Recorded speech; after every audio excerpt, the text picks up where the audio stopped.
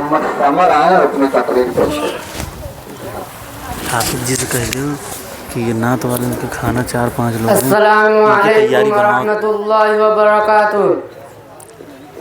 الحمد للہ رب العالمین والصلاة والسلام علی سید المرسلین محمد بن عبد اللہ الامین وعلی آلہ وصحبہ اجمعین، اما بعد۔ قال اللہ تبارک وتعالی فی القرآن المجید والفرقان الحمید، فاعوذ باللہ من الشیطان الرجیم، بسم اللہ الرحمن الرحیم۔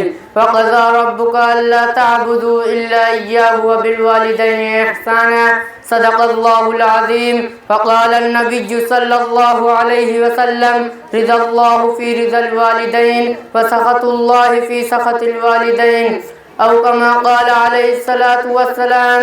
صدر ذی وقار، معزز علماء کرام اور حاضرین جلسہ، آج کی سیرت النبی کانفرنس میں میری تقریر کا عنوان ہے والدین کے حقوق۔ حضرات، اللہ رب العزت نے انسان کو پیدا کیا اور اس دنیا میں بھیجا اور اس پر دو طرح کے حقوق کو لازم فرما دیا، ایک حقوق اللہ، دوسرا حقوق العباد۔ یہاں پر ہم کو حقوق العباد ہی کے ایک اہم جز یعنی حقوق والدین پر گفتگو کرنی ہے۔ حضرات، جہاں تلاوت کی گئی ہے وَقَضَىٰ رَبُّكَ أَلَّا تَعْبُدُوا إِلَّا إِيَّاهُ وَبِالْوَالِدَيْنِ إِحْسَانًا، اس آیت میں اللہ رب العزت نے دو باتوں کا حکم دے رہے ہیں۔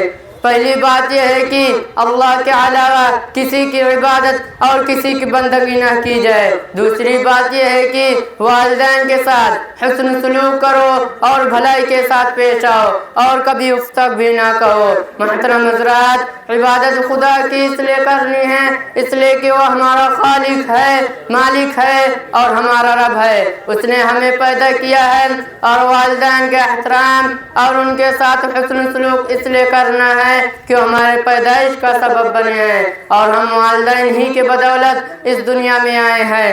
اگر ہم قرآن و سنت کا مطالعہ کرتے ہیں تو بے شمار آیات قرآنی اور احادیث ملتی ہے جس میں ہم اپنے والدین کی ادب و احترام اور ان کی اطاعت و فرما برداری کی تاکید کی گئی ہے۔ سورہ لقمان میں اللہ رب العزت نے انشکر لی ولوالدیک فرما کر اپنے شکر کو والدین کے شکر کے ساتھ ملا کر ادب و احترام کو واجب قرار دیا، اور دوسری جگہ اللہ نے وَوَصَّيْنَا الْإِنسَانَ بِوَالِدَيْهِ إِحْسَانًا فرما کر انسان کے لیے والدین کے ساتھ حسن سلوک کو لازم فرما دیا، اور ایک جگہ رب ارحمہما کما ربیانی صغیرا فرما کر اس دعا کے حکم کو ایمان کا جز قرار دیا ہے۔ معزز سامعین اکرام، ماں باپ ایک بڑی نعمت ہے، اس لیے ہم کو ان کی شان میں ذرہ برابر گستاخی نہیں کرنی چاہیے۔ آج ہمارے معاشرے میں ایسے بے شمار واقعات نظر آتے ہیں کہ ہم اپنے والدین کو مارتے پیٹتے ہیں اور گھروں سے نکال کر بے گھر کر دیتے ہیں۔ کیا ہم بھول گئے کہ وہ وہی ماں باپ ہیں جنہوں نے ہمارے آرام و راحت کے لیے اپنا آرام چھوڑ دیا اور ہم کو سلانے کے لیے اپنی نیند کو قربان کر دیا؟ کوئی اگر یہ سمجھ رہا ہے کہ ہم اپنے والدین کو ناراض کر کے خدا کو راضی کر لیں گے اور جنت میں چلے جائیں گے تو معلوم ہونا چاہیے کہ سرور کائنات محمد مصطفیٰ صلی اللہ علیہ وسلم نے کیا خوب فرما دیا، رضا اللہ فی رضا الوالدین وسخط اللہ فی سخط الوالدین، کہ اللہ کی رضامندی والدین کی رضامندی میں ہے اور اللہ کی ناراضگی والدین کی ناراضگی میں ہے۔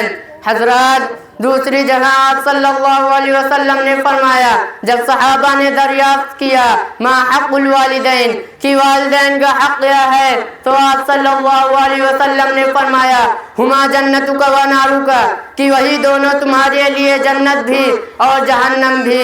ارشادات واضح ہیں، فیصلہ ہمارے ہاتھ میں ہے کہ جنت چاہیے یا جہنم۔ اب میں اس شعر کے ساتھ اپنی تقریر کو مکمل کرتا ہوں۔ ماں باپ اس جہاں میں سب سے بڑی ہے دولت، ماں باپ اس جہاں میں سب سے بڑی ہے دولت، سچ پوچھ تو یہ ہے دونوں خدا کی نعمت، وما علینا الا البلاغ۔